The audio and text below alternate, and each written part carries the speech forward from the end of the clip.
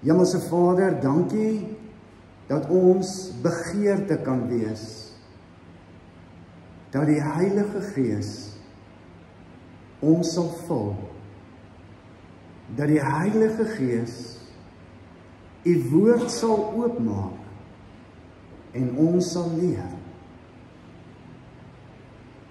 Vorm ons tot U eer.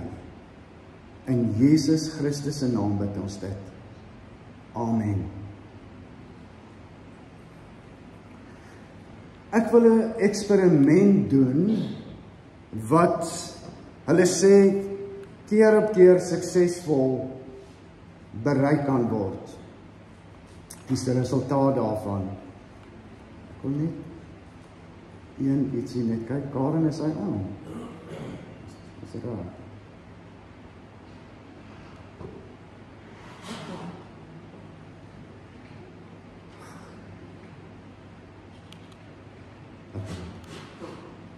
Goed. Ek wil graag hê dat hierdie kant van die kerk, Willem, julle val hierdie kant in, en Jan, jy's ook aan die kant, en dan Adel, julle is hierdie kant, en hier's mooi so. So ek wil graag hê hierdie kant moet vinnig dink aan negatiewe goede. Dinge wat negatief is in die omgewing, in die land, in jou huisgesin, vriendekring, maak nie saak nie, negatiewe goeders. En as jy wil, kan jy dit vir een langs jou sê, en of voor en agter kan jy nou sê wat is negatief, wat jy van bewus is. Maar hou net 'n bietjie, maar nog nie, jy kan begin dink so lank, maar moet nog nie praat nie. Goed, en hierdie kant wil ek hê moet oor positiewe goeders praat. Dinge wat positief is, positief in ons land, positief in ons politiek, positief in ons dorp, positief in jou familie, positief sommer net in jou vriendekring, positief, praat net oor positiewe goeders. Right, so ek gaan 3 tel, en dan moet jy begin, dink, en dan kan jy langsaan sê, nee, goed, 1, nog 2, en 3, go, begin jy dink.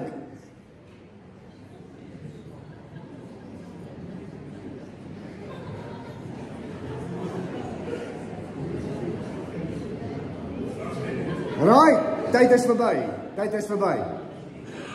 Goed.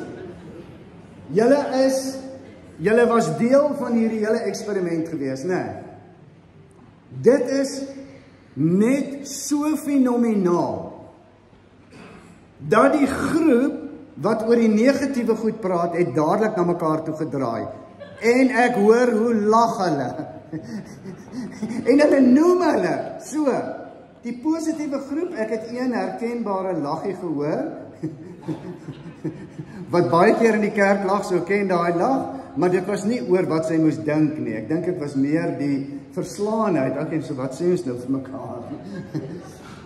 Goed, wat baie keer gebeur is, dat ons harte is vol van negatiewe goeders, terwyl God eintlik iets anders in gedagte het.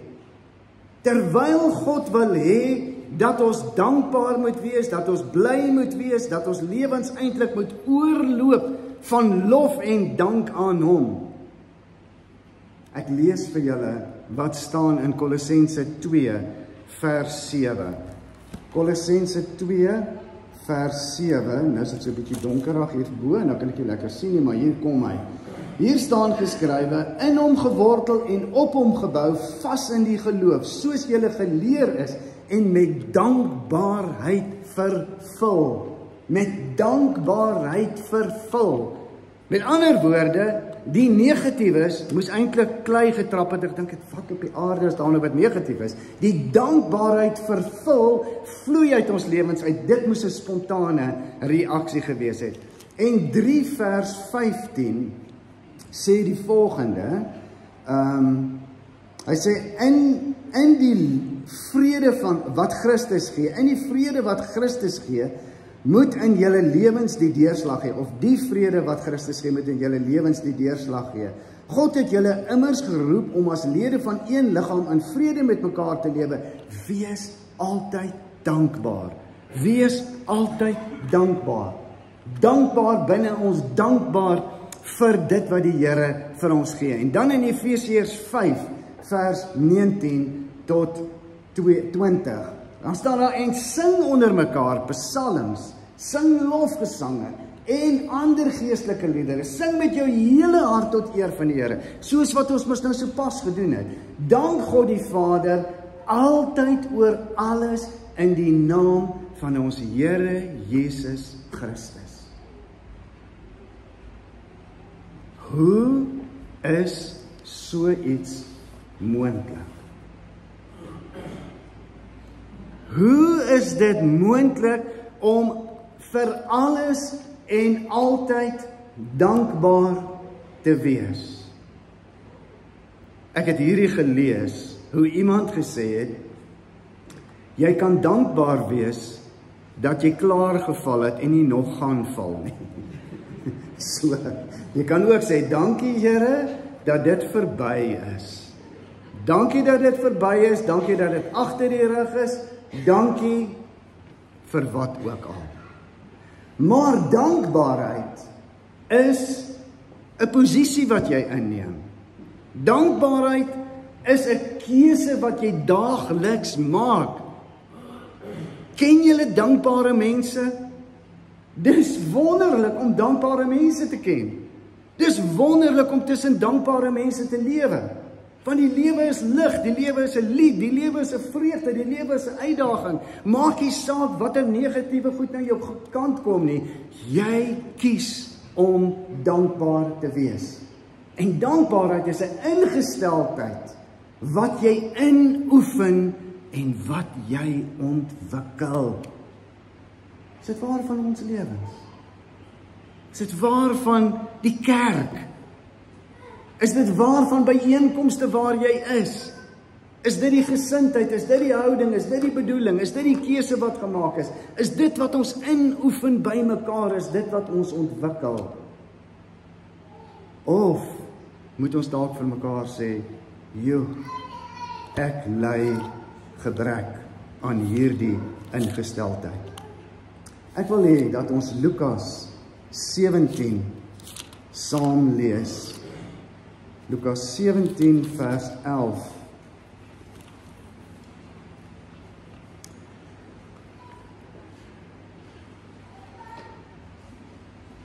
Die opskrif hier, Jesus genees 10 melaatse mans. Het julle hom?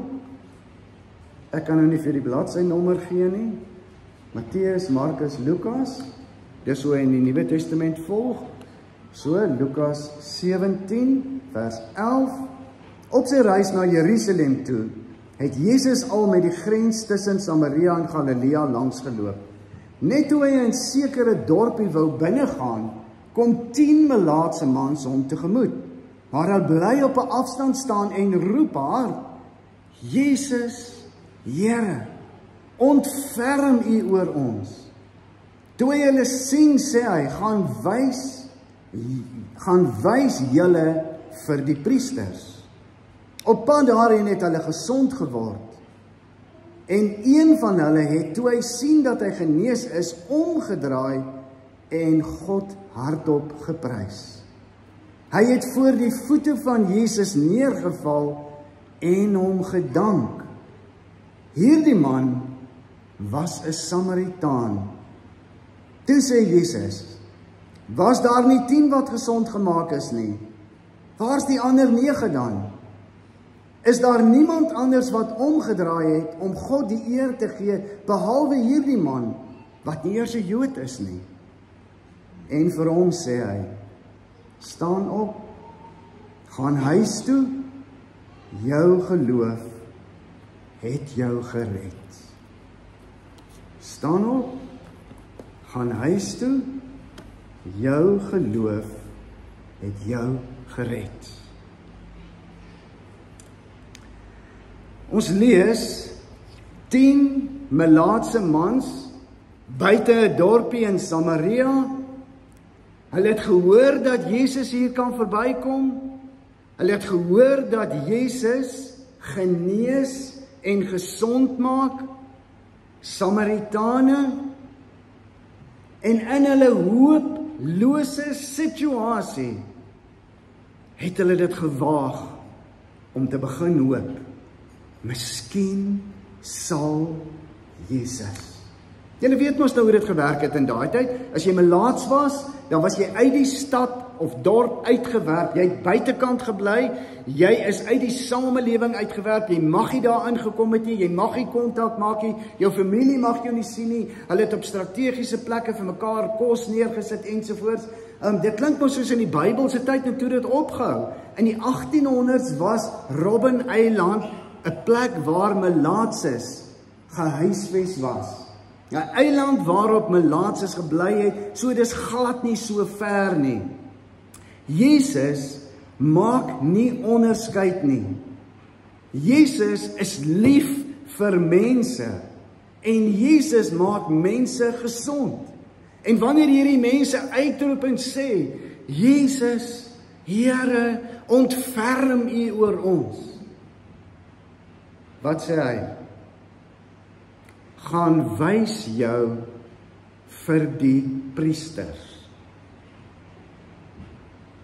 Kan jy jou indink as jy nou siek was? En dan moet jy nou eers vir die dominee kom, jou klere uittrek en wys jy's nog gesond. En dan sê die dominee, right, jy kan weer in die samelewing ingaan, jy kan weer kerk toe kom en gaan nou maar uit. Dis hoe dit daai tyd gewerk het. So jy gaan nou priester toe, jy het melaats gehad en nou gaan trek jy jou uit daar en sê, kyk, ek ondersoek my, ek het niks, ek mekeer niks, die Here het my gesond gemaak. Maar die interessante is, hulle is nie dadelik genees nie, op pad na die priester toe, het hulle genees.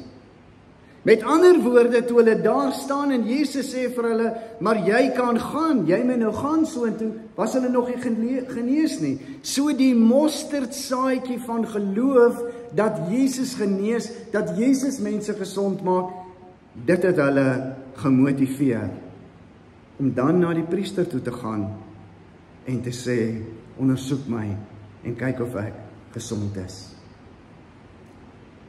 Almal het Jesus gesien.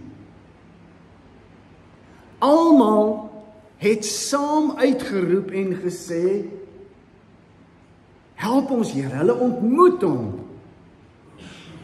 En al 10 van hulle is gesond. So staan daar geskrywe. Net een sê dankie.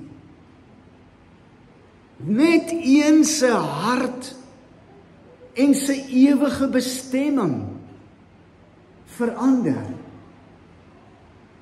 Net een se hart is dankbaar. Kan dit gebeur? Kan dit gebeur dat jy met jou mond dankie sê, maar met jou hart die dankbaarheid leef nie?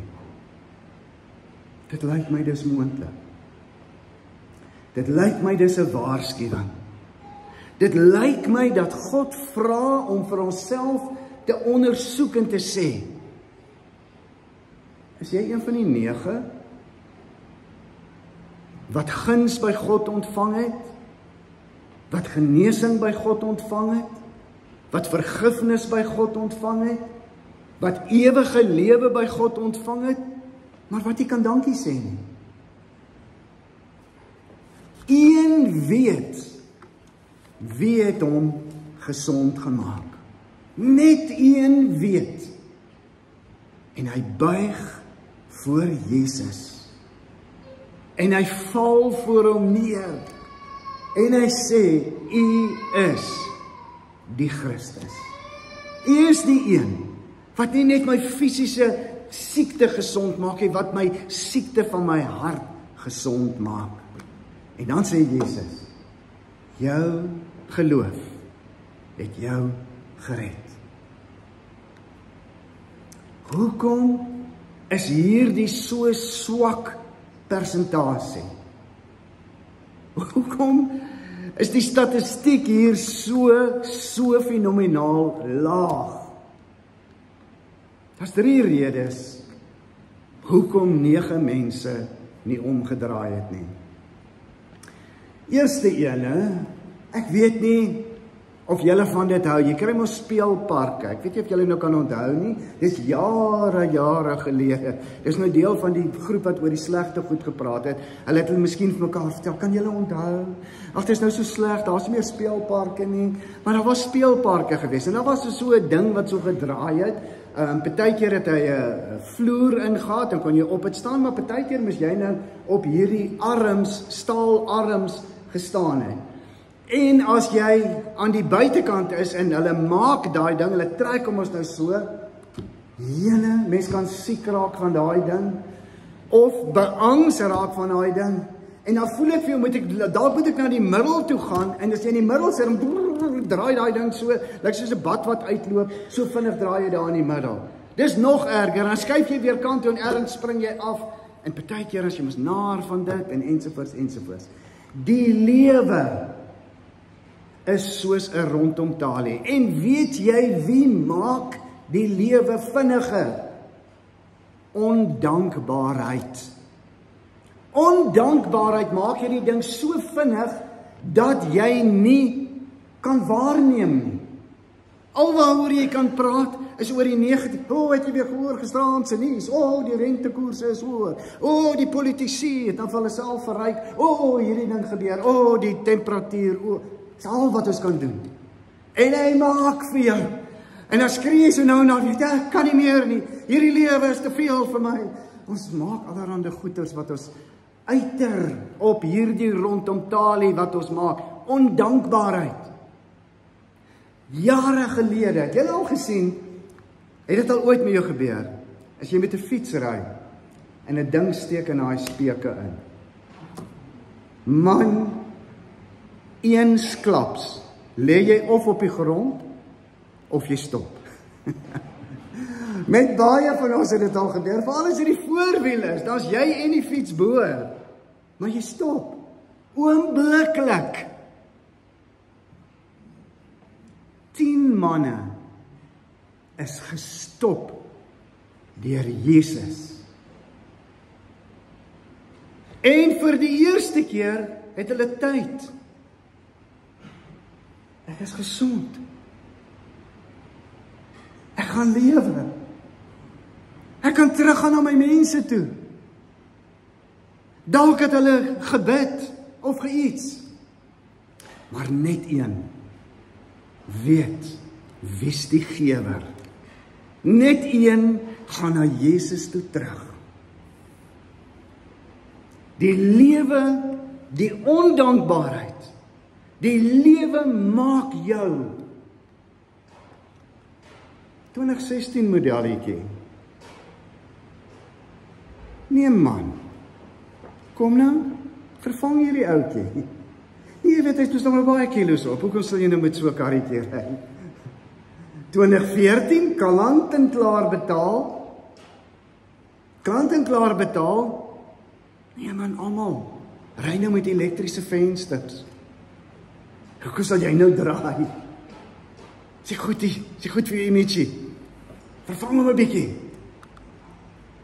Ken julle van ontevrede wees? Ondankbaarheid maak jou ontevrede. Daar's 'n tweede ding wat gebeur. Ons geheue. Nou soos wat jy ouer word, kom jy agter jou geheue is nie meer so lekker nie. En ons spot nou al met mekaar oor wat jy hier en daar vergeet jy 'n ding, 'n naam en een of ander iets of om op te daag of whatever ook al. Marianne het nou die dag vir my gesê, kom ons trek liewer net nou Kaap toe, net toe vergeet ons wou gaan. So, dit is nou amper waar ons nou al trek, so binne hierdie vergeetprosesse. Maar, hulle sê in 1923, September 1923, was 'n enorme aardbewing in Japan. En ek wil vir julle graag hierdie statistieke gee. Hulle sê dat 75% van die geboue in Tokio was plat gewees. 75 teken is amper 3/4. van alles is plat. 300.000 mense is dood. 2,5 miljoen mense is dakloos gelaat. En dan gebeur daar 'n enorme uitreik uit die VSA uit. En deur die Red Cross en ek weet nie waar orals nie, gee hulle middele om hierdie mense te help. 10 miljoen Amerikaanse dollar daai tyd is gegee om hulle te help. En dan sê Japan, ons sal nooit vergeet wat julle vir ons gedoen het nie. En dan gebeur 7 Desember 1941. Vlieg daar 'n klomp Japaneese vliegtuie oor Pearl Harbor. 17 jaar na die weldaad wat Amerika aan Japan bewys het. 17 jaar nadat Japan gesê het, ons sal nooit vergeet nie. En daar vergeet Japan. En hulle bombardeer die hele Pearl Harbor uitmekaar uit. Israel murmureer. 9 ouens vergeet. Japan vergeet. Ek en jy, onthou ons van Jesus, onthou ons van God, onthou ons van ons verlossing, onthou ons van wedergeboorte, onthou ons waarheen ons op pad is. As 'n derde ding, die vanselfsprekend. Jy aanvaar alles as vanselfsprekend. Volgende toe jy kerk toe geraai het, en jou kar met die elektriese vensters, met die aircon in, wat jy koeler gestel het, wat jy amper tot by Big 5 geraai het en weer teruggekom, sodat hy lekker koel kan maak. Jy dankie gesê. Jy dankie gesê dat jy nie met jou voete hoef te loop nie. Jy dankie gesê dat daai fans werk vanoggend. Sê ons dankie of reken ons dis my reg. Ek het betaal hiervoor. Dis my reg. Ek het hierdie kar gekoop. Is jou hart dankbaar dat God jou gesondheid gee, dat jy kan werk, dat God vir jou 'n werk gegee het, dat God goed is vir jou, dat jy lewe, of is jy in daai kategorie wat reken, ek verdien hierdie huis, ek verdien hierdie plaas, ek verdien hierdie kar, met sy aircon, met sy elektriese ruitte. Die derde siekte, die derde aaklige ding wat gebeur met mense, is dat jy dink, dis vanselfsprekend, en jy nie meer dankbaar is nie. Jy kan nie dankbaar wees vir iets wat jy verdien nie. Verdien jy jou gesondheid? Verdien jy jou huis? In 'n oogwink kan dit weggevat word. Hoor wat ek vir jou sê. In 'n oogwink kan alles van jou af weggevat word. Is jy die 1 of is jy die 9? Ek wil eintlik sê, mense sou kon sê dat dankbaarheid behoort vir ons 'n lewensritme te wees waarin daar tyd is om stil te staan. Om stil te staan, asemhaal, te reflekteer, om te draai, dis wat die een gedoen het. Om stadiger in hierdie lewe te gaan. Onvoortdurend word ons mos gedryf deur nuwe en beter. Maar dankbaarheid leer ons dat genoeg is genoeg. Daar's 'n punt waar jy stop. 'n Ritme waar ons tyd het om die klein dingetjies in die lewe raak te sien en te waardeer. Tyd om saam met jou geliefde koffie te drink, tyd om saam met jou kinders te speel, tyd om saam te bid. Dis wat dankbaarheid doen. Miskien gee die Here juis hierdie Desember vakansie, sodat jy net 'n bietjie kan stop. 'n Bietjie rondom jou kan kyk. 'n Bietjie weer vir jouself kan vra, as ek soos die 9 of is ek soos die 1? As dankbaarheid my lewe vul, hoekom is hierdie ander goed dan vir my so belangrik? Ons vra baie keer, wat is die wil van God?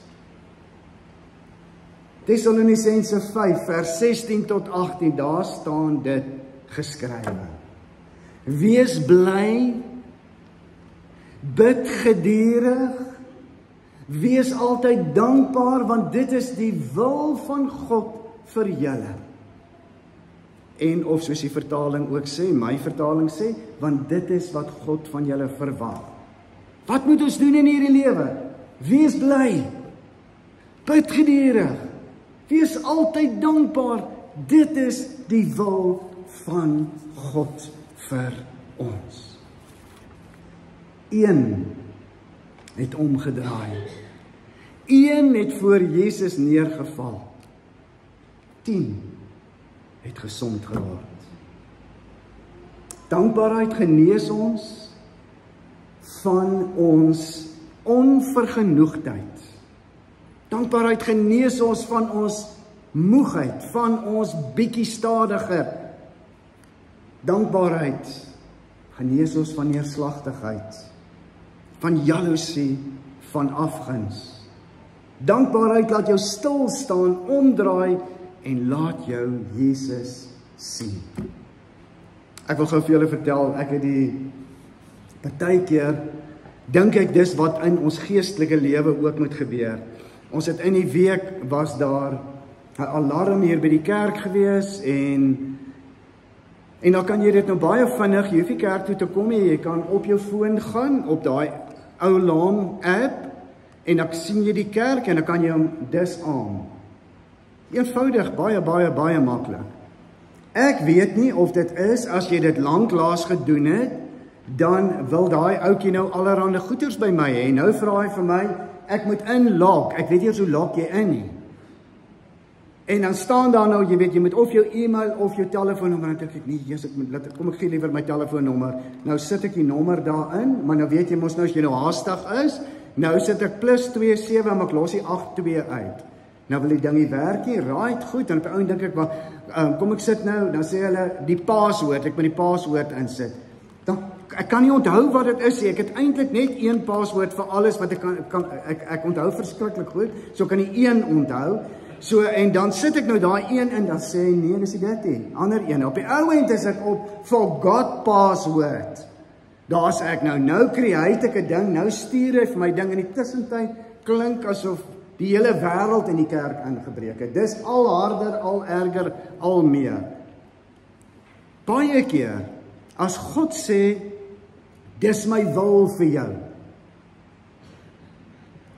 dan dink ek hy sê, die paswoord, kyk gou die paswoord, gaan sy poorte binne met dankliedere, sy tempel met lofsange, prys sy naam, want die Here is goed, aan sy liefde is daar geen einde nie.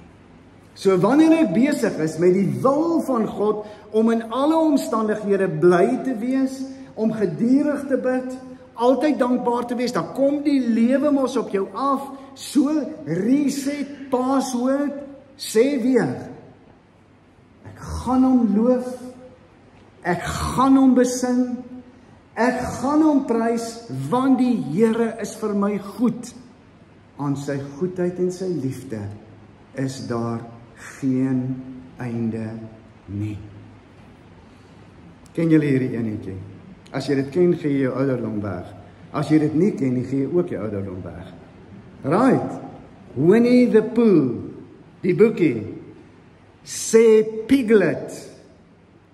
Piglet noticed that even though he had a very small heart, it could hold a rather large amount of gratitude. Al het hy, en kan jy nou dink, daai arme ou varkie, het seker net so 'n groot ou hartjie. Maar binne die storie is hy dankbaar, so dankbaar. Al is ons harte klein, mag ons die een wees wat weet dat Jesus die verlosser is. Dat God die wêreld so lief gehad het, dat hy sy seun gegee het, en elkeen wat in hom glo nie verlore sal gaan nie, maar die ewige lewe sal hê.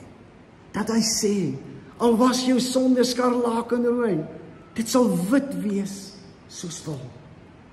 Wat vir ons sê, ek is stil tevrede in my liefde vir jou.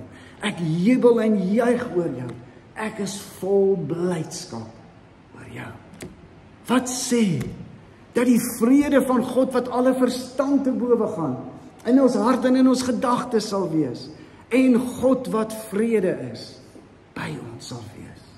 Mag ons dankbare harte hom verheerlik. Al is ons harte klein, mag dit so groot, vol dankbaarheid en lof en eer aan God wees. Amen. Ek wil by skyfie 2 begin, Karen. Ek wil dat ons saam belydenis van ons geloof doen, saam vir mekaar sê in wie ons glo, in wat ons glo, en waarheen ons op pad is. Kom ons doen dit bidden, hardop, of net in jou binneste, saam met mekaar. Ek glo in God die Vader, die Almagtige, die Skepper van die hemel en die aarde, en in Jesus Christus, sy eniggebore Seun, ons Here, wat ontvang is van die Heilige Gees, gebore is uit die Maagd Maria, wat gelei het onder Pontius Pilatus, gekruisig is, gesterf het en begrawe is, en ter helle neergedaal het, wat op die 3de dag weer opgestaan het uit die dode, wat opgevaar het na die hemel, en sit aan die regterhand van God, die Almagtige Vader, van waar hy sal kom om te oordeel, die wat nog lewe en die wat reeds gesterf het. Ek glo in die Heilige Gees. Ek glo in die heilige algemene Christelike kerk, die gemeenskap van die heiliges, die vergewing van sondes, die opstanding van die vlees en in ewige lewe. Amen. Baie dankie. Ons het geleentheid om die Here te dien met ons offergawes.